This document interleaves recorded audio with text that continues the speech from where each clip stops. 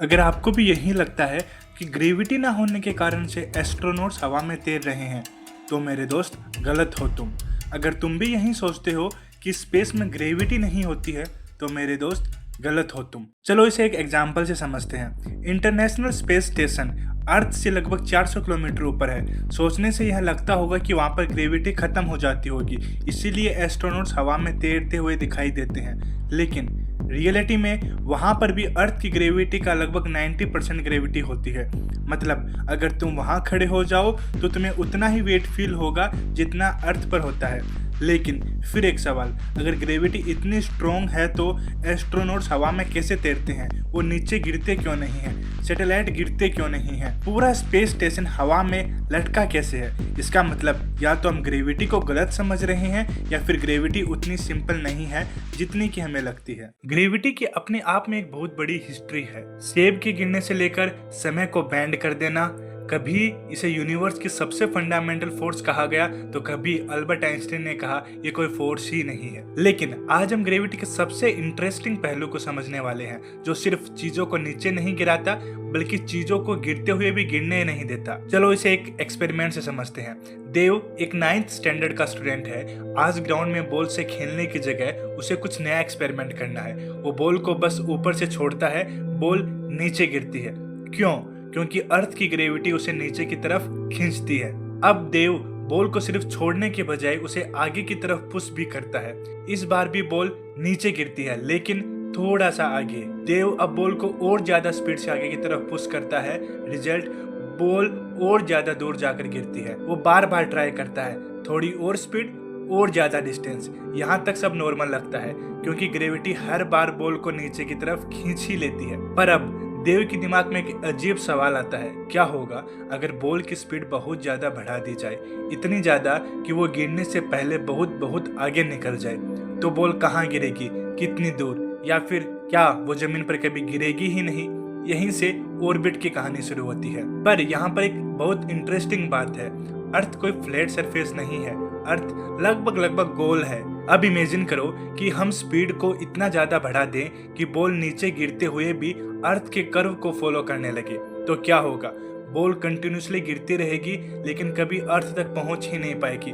Physics के according ये बिल्कुल पॉसिबल है, बस इतनी ज्यादा स्पीड जनरेट करना बहुत डिफिकल्ट है। एग्जैक्टली यही चीज सैटेलाइट्स के साथ भी होती है।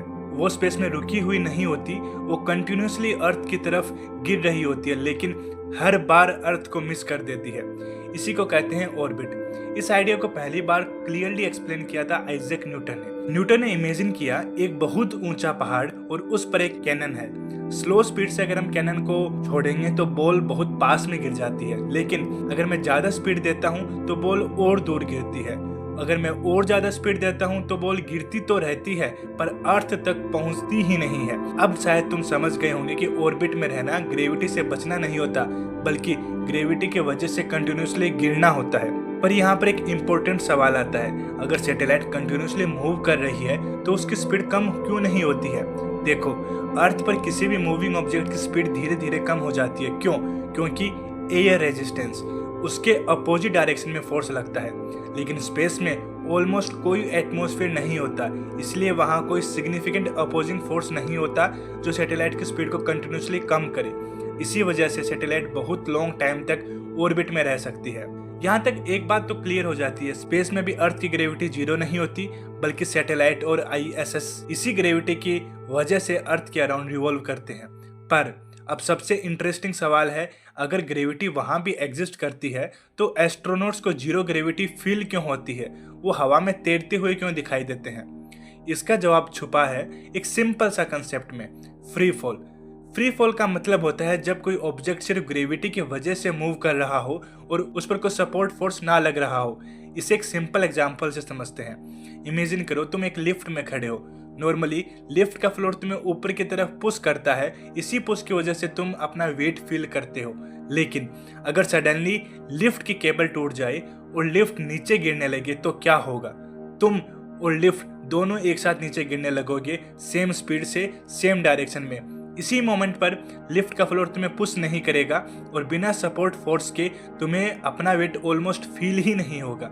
इसी फीलिंग को कहते हैं वेटलेसनेस। एग्जैक्टली यही चीज ISS के अंदर होती है। ISS भी इस अर्थ की तरफ गिर रही होती है और एस्ट्रोनॉट्स भी सेम स्पीड सेम डायरेक्शन। इसीलिए ISS का फ्लोर एस्ट्रोनॉट्स को पुश नहीं करता और एस्ट्रोनॉट्स को फील होता है जैसे ग्रेविटी है ही नहीं। रियलिटी में ग्रेविटी वहाँ भी होती है, बस सब कुछ एक साथ फ्री फॉल में होता है। इसी वजह से एस्ट्रोनॉट्स हवा में तैरते हुए दिखाई देते हैं जैसे उन पर ग्रेविटी का कोई इफेक्ट ही ना हो। लेकिन एक इंटरेस्टिंग चीज़, ऐसा हमेशा ज़रूरी नहीं है कि किसी भी स्पीड से फेंकी गई चीज़ हमेशा अर्थ के अराउंड ही घूमती रहे।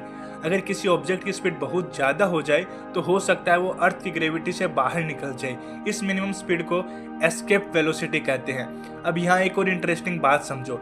फिजिक्स के एक बेसिक रूल है, हर ऑब्जेक्ट नेचुरली सीधी लाइन में मूव करना चाहता है। अगर उस पर कोई फोर्स ना लगे तो वो सीधा चलता रहेगा।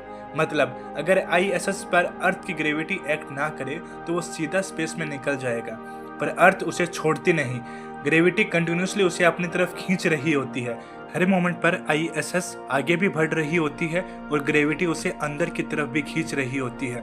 इसका रिजल्ट, उसका पाथ कंटिन्यूसली बैंड होता रहता है और वही बैंड पाथ ऑर्बिट बन जाता है। फिजिक्स में इस इनवर्ड पुल को सेंट्रीपिटल फोर्स कहते हैं और सैटेलाइट के केस में ग्रेविटी ही सेंट्रीपिटल फोर्स का काम करती है। एक समरी के अंदर अगर मैं बात करूं तो इसे ऐसा समझ सकते हैं, अगर स्पीड बहुत कम हो तो ऑब्जेक्ट अर्थ पर ही गिर जाएगा, अगर स्पीड बहुत ज़्यादा हो तो ऑब्जेक्ट अर्थ की ग्रेविटी से बाहर निकल जाएगा, और अगर स्पीड परफेक्टली बैलेंस्ड हो तो स्टेबल ऑर्बिट बन जाता है। स्पेस में ग्रेविटी जीरो नहीं होती, बल्कि ISS और सैटेलाइट इसी ग्रेविटी की वजह से अर्थ के अराउंड घूमते हैं। लेकिन ऑर्बिट में रहने के लिए एक स्पेसिफिक स्पीड भी जरूरी होती है। इसी कंटिन्यूस फ्री फॉल की वजह से एस्ट्रोनॉट्स को वेटलेसनेस फील होती है। तो आज के लिए इतना ही। Keep thinking, keep growing.